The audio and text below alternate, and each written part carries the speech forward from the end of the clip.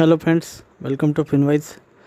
दोस्तों, HSBC mutual fund का asset management का न्यू फंड ऑफर आया है जिसका नाम है HSBC मिड कैप फंड।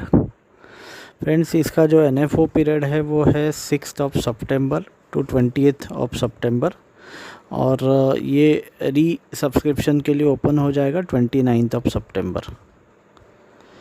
इसका जो बेंचमार्क है वो बेंचमार्क है Nifty mid cap 150 total return index और इसके फंड मैनेजर है मिस्टर अंकुर अरोरा। फ्रेंड्स, ये वीडियो में मैं आपको 3 चीज़ें बताऊंगा। Number 1, significance of mid cap funds. Number 2, ये मिड कैप फंड जो HSBC लाया है, ये mid cap fund specific speciality क्या है, और आखिर में मैं आपको क्लियरली बताऊंगा कि क्या इस फंड में आपको निवेश करना चाहिए या क्या मैं मेरा पैसा इस फंड में लगाना प्रेफर करूंगा।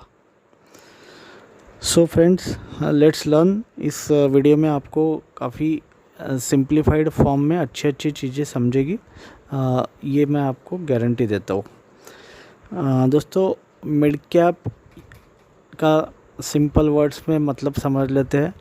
मिड कैप वो कंपनीज़ है जो टॉप 101 टू टॉप 250, ये कंपनीज़ को मिड कैप कंपनीज़ बोलते हैं।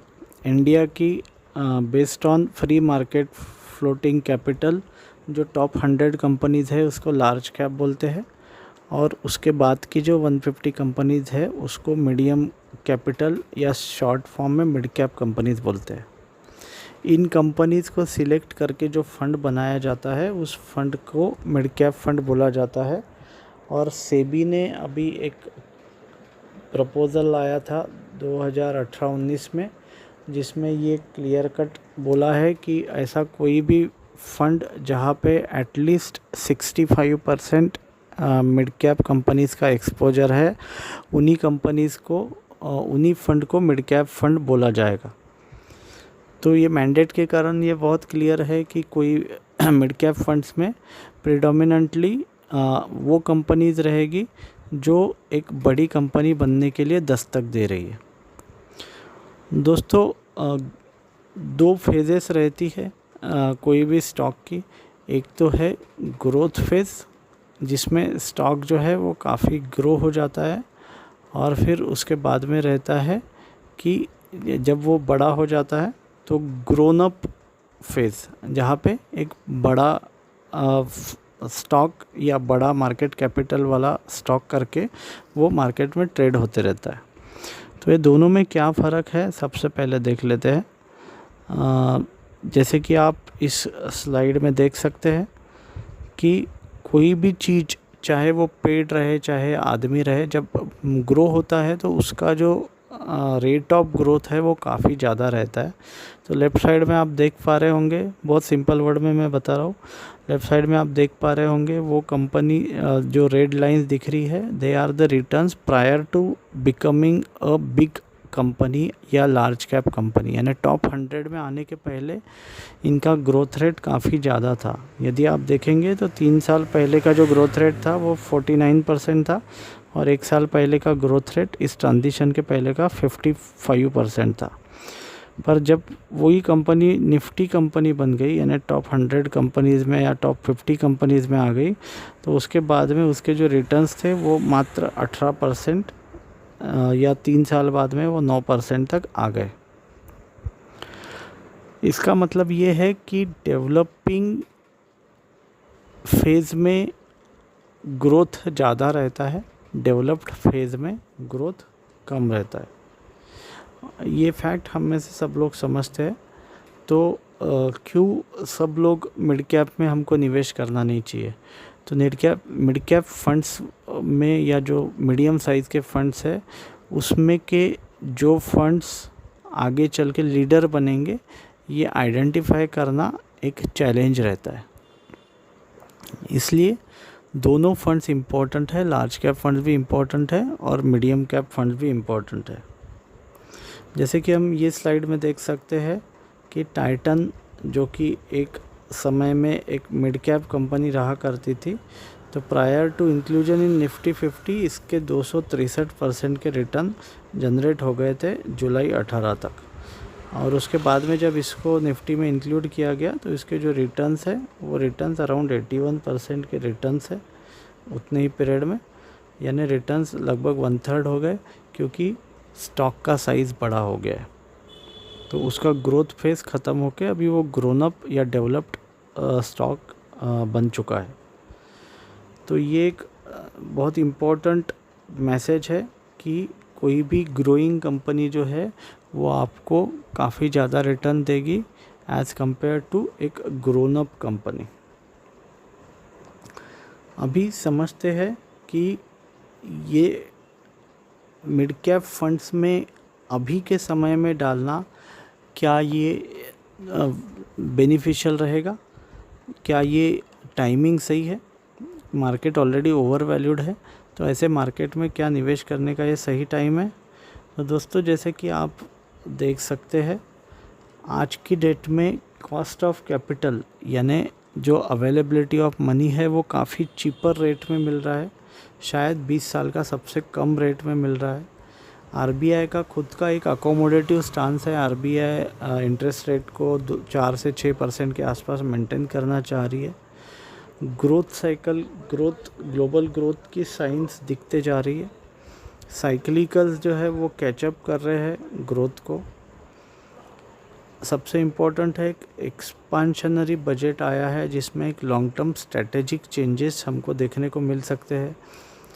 कैपेक्स पुश है, मतलब कंपनीज ज़्यादा से ज़्यादा निवेश करना चाह रही है नए नए प्रोजेक्ट में, और गवर्नमेंट की तरफ से भी उसके लिए एक पॉजिटिव एनवायरनमेंट क्रिएट किया जा रहा है।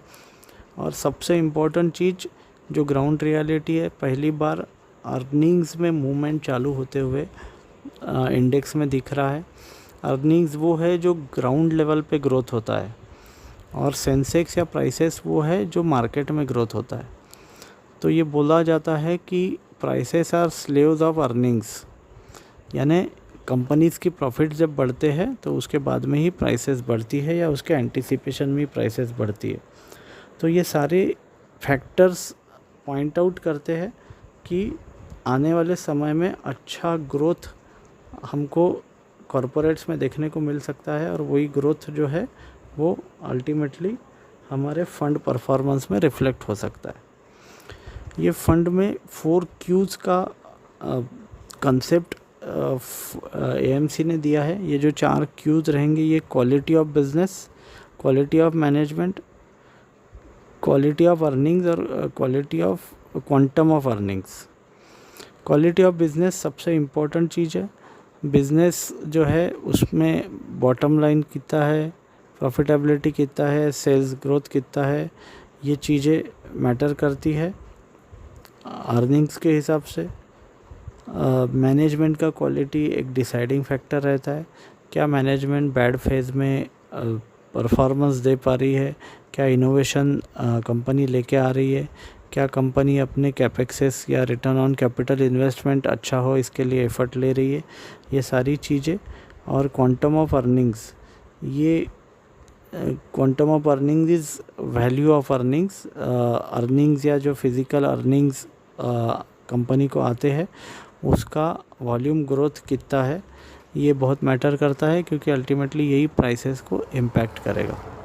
Eight the end of the day investors are watching the earnings performance of the company, तो इसका सबका बॉटम लाइन अर्निंग्स ही रहता है। तो ये फैक्टर्स के बेसिस पे कंपनी स्टॉक सिलेक्शन करेगी। ये कंपनी ने फ्रेमवर्क बताया इस फंड के लिए। ये 4 कंसेप्ट के बेसिस पे कंपनी अपना स्टॉक सिलेक्शन करेगी और ये फंड के लिए एक पोर्टफोलियो कंस्ट्रक्ट करेगी। सो दोस्तों, अगर मैं बोलूँ तो टाइमिंग काफ़ी अच्छा है। मार्केट हालांकि ओवर वैल्यूड है, पर फिर भी यदि आप रिलेटिव वैल्यूएशन देखें तो mid caps are not as expensive as they were in 2018 जब market crash, mid cap crash चालू हो गया था और मार्केट में एक पोलराइजेशन हमने देखा था। मार्केट जो है इसने एक काफ़ी अच्छा मूव 2016, 17, 18 में मिड कैप्स में दिखाया था, पर उसके बाद में 2 साल मिड कैप का काफ़ी अंडर परफॉर्मेंस रहा और अभी मिड कैप में काफ़ी अच्छी तेज़ी देखने को मिली है। और ये तेज़ी जो है, हालांकि लोग डर रहे हैं, फिर भी मिड कैप का वैल्यूएशन आज भी काफ़ी अट्रैक्टिव है और काफ़ी अपसाइड इसमें दिखता है। तो टाइमिंग के हिसाब से फ़ंड अच्छा है, ग्रोथ प्रोस्पेक्ट्स के हिसाब से भी फ़ंड अच्छा है।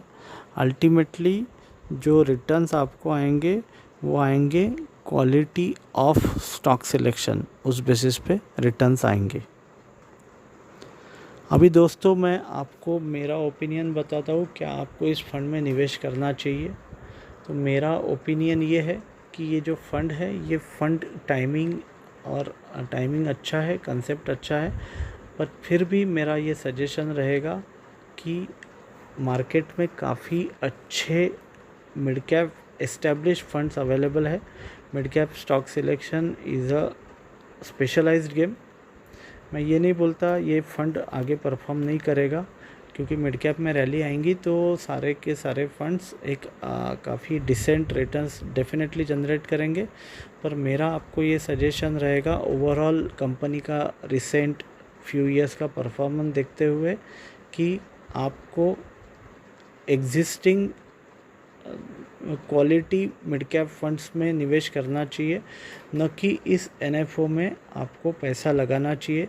यदि मेरे को आज मेरा पैसा लगाना है तो मैं existing quality mid cap stocks में लगाना ज़्यादा प्रेफर करूँगा। फिर भी यदि आप इसमें निवेश करना चाहते हैं तो मिड कैप एक plain vanilla mid cap fund है, तो आप इसमें निवेश कर सकते हैं SIP के माध्यम से।